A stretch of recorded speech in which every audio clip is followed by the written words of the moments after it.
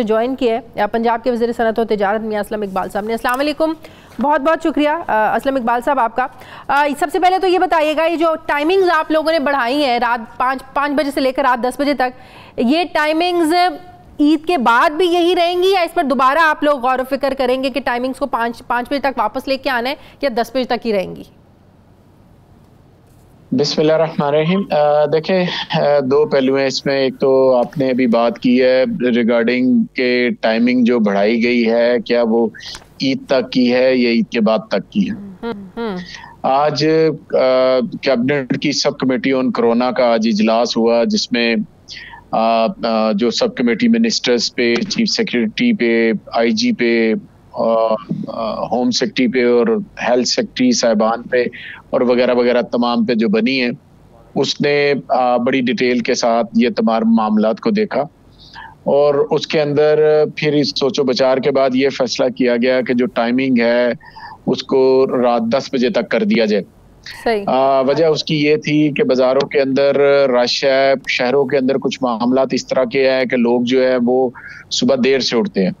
जब देर से उठते हैं तो 11, 12, 1 बजे तक वो वैसे ही उठते हैं। 2, 3 बजे के करीब वो बाजारों में जाते हैं तो एकदम सारे चले जाते हैं। एक तो ये है। दूसरा ये है कि एक तनख्वाह का पहलू ये है कि अब इन दिनों में क्योंकि कुछ ऑर्गेनाइजेशन के अंदर और सरकारी सेक्टर के अंदर जो है वो सैलरी जो है वो थोड़ी सी आती है, तो लोगों की कोशिश होती है कि अपने बच्चों के लिए जो खरीदारी का अमल है उसको कर सके।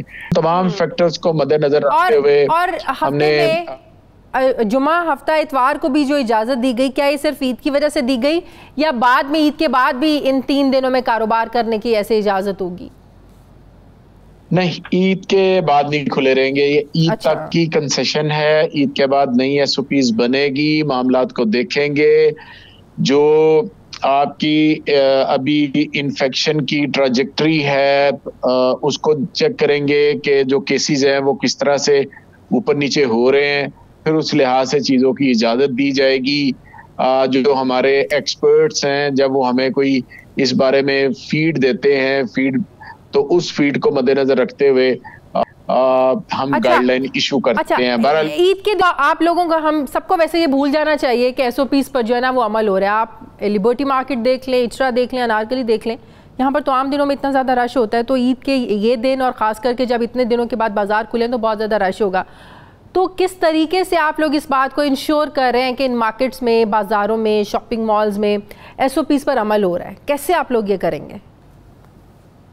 देखें, इसमें एक चीज़ थोड़ी सी आप जेहन में रखें कि अगर तो आप एज ए एंकर पर्सन और मैं एज ए पॉलिटिशियन ये बात जेहन में बैठा लें कि एसओपीज का काम जो है वो सिर्फ और सिर्फ हुकूमत ने करना है और इसके ऊपर किसी और ने इसका साथ नहीं देना। पूरी दुनिया के अंदर जहाँ पर भी कोरोना वबा के साथ जो लड़ाई और जंग लड़ी जा रही है वो अवाम के तावन के बगैर मुमकिन नहीं। हुकूमतें हमेशा जो एडवाइजरी होती है, health advisory, precautionary measures, SOPs, वो जारी करती हैं। हमने जारी भी की। जिन जिन ट्रेड के साथ हमने बैठना था उनके साथ हम बैठे भी। तमाम ट्रेडर के साथ उनसे रिक्वेस्ट भी की कि आप मेहरबानी करके, कोई इतनी मुश्किल एसओपीज नहीं है। आज मैं अपने एक मॉडल बाजार, सहूलत बाजार जो गवर्नमेंट पंजाब का है उसमें गया हुआ था, जो टाउन के अंदर। वहाँ पर बाहर मेन पे मास्क भी रखे हुए थे, ग्लव्स भी रखे हुए थे, सैनिटाइजर भी रखा हुआ था।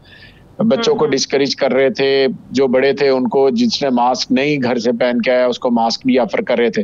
वो इतनी बड़ी कोई कॉस्ट नहीं है। एक मार्केट के अंदर 4-5 हजार 10,000 दुकानों वाली भी हमारी मार्केट है। ट्रांसपोर्टर्स के साथ में आप लोगों के मुज़ाकरात हुए, पहले आप लोग कह रहे थे कि हर बस में एक सीट के साथ एक सीट खाली होगी, लेकिन अब आप लोगों ने इजाज़त दी है कि तमाम सीटों पर जो है ना मुसाफिर बैठेंगे।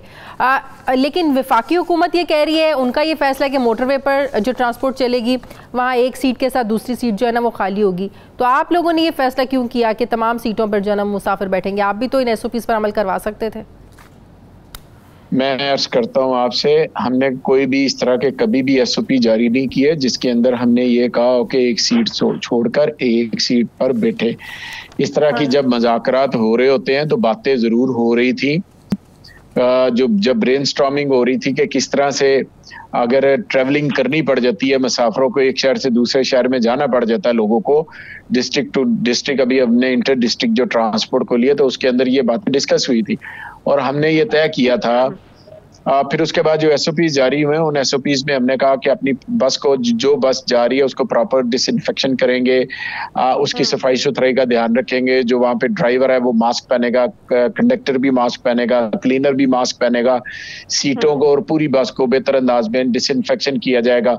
अब देखें, एक फैमिली से अगर 4, 5, 6, 10 अफराद घर से निकलते हैं और बस अड्डा पे जाते हैं, बस में बैठते हैं और उन्होंने दूसरे शहर में जाना है, तो घर से तो वो इकट्ठे आए हैं, तो फिर आप एक सीट छोड़ के एक सीट उनको बिठा दें, तो वो तो कोई मेरा ख्याल है उसमें कोई जवाज नहीं रहता, लॉजिक नहीं रह जाती। लिहाजा हमने ये कहा कि आप मास्क पहने। एक बात। दूसरी मैं आपसे अर्ज करूं कि जो मोटरवे के ऊपर SOPs वो NCOC मीटिंग के अंदर जारी हुए कि उनको किया जाएगा, लेकिन आज कैबिनेट की जो की मीटिंग हुई है उस मीटिंग के अंदर ये तय किया गया है कि अच्छा हम मोटरवे। साहब एक और बात, ईद की नमाज के लिए क्या इस बार आप लोग कोशिश कर रहे हैं कि खुली जगहों पर इज्तिमात करवाए जाएं? 2 दिन पहले मैंने मुफ्ती मुनीबुर रहमान साहब को अपने प्रोग्राम में लिया हुआ था, उन्होंने भी ये बात की, कोशिश ये होनी चाहिए कि इस बार खुली जगहों पर ईद के जो इज्तिमात हैं वो होने चाहिए। मौजूदा सूरत हाल को मद्देनजर रखते हुए ज़ाहिर है जो मसाजिद होती है एक मखसूस जगह होती है और ख़ास तौर पर ईद पर सबकी कोशिश होती है कि मसाजिद में जाकर नमाज ईद अदा की जाए। जो मौजूदा सूरत हाल में देखते हुए होना चाहिए कि डिस्टेंस, जो सोशल डिस्टेंसिंग है वो होनी चाहिए। क्या कॉन्शियसली आप लोग ये कोशिश करें कि इस बार ईद के जो इज्तिमात है वो खुले मैदानों में, खुली जगहों पर करवाए जाए? देखिए, गुजारिश ये है कि शुरू से जो इज्तिमात ईद नमाज के बारे में होते रहे हैं वो हमेशा खुली जगहों पर होते रहे हैं, लेकिन आपको याद होगा कि जब ये एक जो पीछे कोई थोड़ा अरसा पहले से बात है, ये मैं सन 2010 के बाद की बात करना चाह रहा हूँ कि जो टेररिज्म शुरू हुई थी उसके अंदर फिर बाहर हमने थोड़ा सा रिक्वेस्ट की थी कि आप ओपन मैदानों के अंदर नमाज ना पढ़े बल्कि आप मसाजिद के अंदर पढ़ लें ताकि लोगों के गुजरने का, आने का, जाने का स्कैनिंग करके लोगों को जाया जाए। लेकिन अब अल्हम्दुलिल्लाह वो हालात वाक़यात, अल्लाह ताला का शुक्र है कि हालात ठीक है। अब हमने रिक्वेस्ट की है कि आप खुले मैदानों के अंदर नमाज को पढ़ें। अगर एक हमने ये भी रिक्वेस्ट की है, बाकी तो उलमा इकराम ने इस पे बात को मानना या न मानना वो उनकी मर्जी है। हमने रिक्वेस्ट की है कि आप मेहरबानी करके खुले मैदान के अंदर, फर्ज करें एक जमात ईद की नमाज 6 बजे करवा लेता है तो दूसरा 7 बजे करवा ले, 7:30 बजे करवा ले, तीसरा 9 बजे करवा ले, तो एक ग्राउंड के अंदर 2-3 बारी पढ़ी जाती है। अगर आप इंग्लैंड में जाए तो एक मस्जिद में जुमा 2-2, 3-3 दफा होता है, इस वजह से कि तादाद ज्यादा होती है तो एक पढ़ लेते हैं, फिर दूसरे पढ़ लेते हैं, तीसरे पढ़ लेते हैं, तो इस तरह करके हमने किया। हमने बिल्कुल इनको SOPs के साथ हमने इनसे रिक्वेस्ट की है SOP के साथ। एक्सपो सेंटर लाहौर में काफी मरीजों की शिकायत आ रही थी गंदगी के हवाले से, इंतजामात के हवाले से कि यहाँ पर लोगों को जो है ना वो गंदे माहौल में रखा हुआ है। तो कुछ आपने भी देखी होंगी, कुछ वीडियोस सामने आई, तो उन वीडियोस के सामने आने के बाद हुआ ये कि पिछले 2 हफ्तों से हम देख रहे हैं कि एक्सपो सेंटर और आसपास के जो रिहायशी इलाके हैं, जगह है, वहाँ पर इंटरनेट सर्विस कई जगहों पर तो बिल्कुल नहीं और कई जगहों पर बहुत ज़्यादा स्लो है। तो पता ये चला कि हुकूमत पंजाब ने जानबूझकर वहाँ पर जो इंटरनेट सर्विस को मुअत्तल किया है ताकि लोग जो है ना वीडियोस बनाकर इस तरीके से शेयर ना कर सकें और जो हुकूमत पंजाब के जो नाकिस इक़दामात हैं ये आवाम के सामने ना आ सकें। अब मेरा घर भी बिल्कुल एक्सपो सेंटर के पास है। घर पे मैं अपने मोबाइल का जब इंटरनेट ऑन करती हूँ बिल्कुल इंटरनेट ऑन नहीं होता। मैं पिछले 3-4 दिनों से यूफोन के दफातर में बार बार फ़ोन करती हूँ, वो कहते हैं मैडम हमारी तरफ से तो बिल्कुल सब कुछ ओके है। तो जब मैं अपने ऑफिस में आ जाती हूँ वो इंटरनेट चलना शुरू हो जाता है। तो बड़ी अफसोस की बात है कि अगर हुकूमत पंजाब ने सिर्फ इस चीज़ को जो है ना अवॉइड करने के लिए कि सोशल मीडिया पर वीडियोज़ ना आ जाए और इनकी कारकर्दगी सामने ना आ जाए और ये इंटरनेट सर्विस आप लोगों ने ब्लॉक कर ली, ये बड़ा गलत इकदाम है। ये मेरा ख्याल है आपके मोबाइल को चेक करा लेते हैं, शायद माइंड कर जाता है उस साइड पे जाके नहीं चलता। सिर्फ मेरा नहीं, बड़े लोगों की शिकायत है, बड़े लोगों की शिकायत। मैं इसमें अर्ज करता हूं, इस बारे में मुझे कोई इन्फॉर्मेशन नहीं है।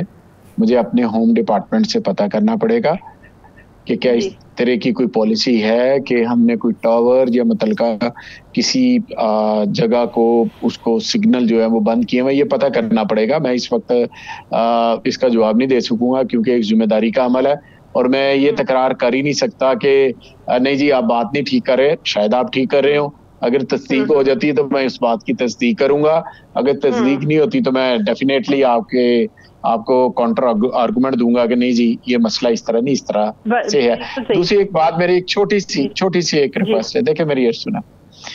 अब आप मुझे ये बताएं, इस कौम का हाल ये देख लें उन लोगों का कि एक्सपो सेंटर के अंदर क्रिकेट खेल रहे हैं। आप खुद देखें ना, क्या ये वहां पे पुलिस जाके करे, मतलब क्या किस तरह की तरबियत करे बंदा? आप मुझे खुद बता दें। मैंने खुद वो वीडियो देखी है क्रिकेट वाली कि एक्सपो सेंटर के अंदर जो मरीज है वो क्रिकेट खेल रहे हैं।